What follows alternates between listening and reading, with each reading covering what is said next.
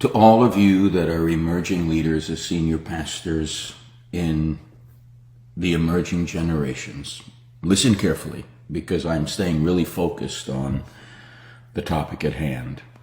The rise of the CEO pastor and the corporate mindset overtook the church a number of decades ago. Somewhere along the way, the church stopped asking what it means to be faithful and started asking what it means to be successful. And that shift changed absolutely everything. When pastors became brand managers, congregations turned into consumers, and the pulpit became a platform for influence rather than a place of sacred proclamation. We lost something essential. The CEO pastor is not a scriptural figure. He or she is a product of the industrialized, efficiency-driven culture that measures success by output, scalability, and visibility. In a world where corporate metrics determine value, we exchanged the slow, cruciform work of discipleship for expansion models and leadership strategies borrowed from Wall Street and Silicon Valley. I was part of that generation. What was once a sacred vocation formed by prayer, suffering, and wisdom has been repackaged into a career path measured by audience size, book deals, and social media reach. The shift, my friends, was not accidental. The late modern church, particularly in the West, has been shaped by the logic of consumer capitalism, where growth is the highest virtue. The megachurch phenomenon reinforced the belief that bigger is always better, that a church is healthy if it's expanding numerically, and that pastors are successful if they're building an empire.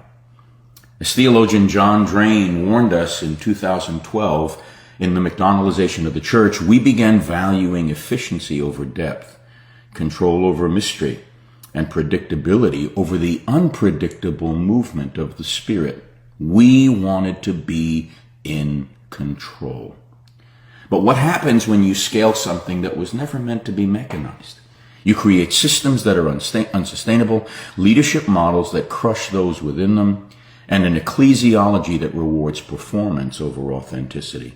When pastors become executives, their congregations become an audience to be retained rather than a people to be shepherded. What's the result? Burnout, moral collapse, disillusionment, and a shallow spirituality that thrives on spectacle but lacks the substance that belongs to Christ. What's most troubling is that this model was never challenged, it was embraced. Christian leadership books began to quote business gurus more than they quoted Jesus.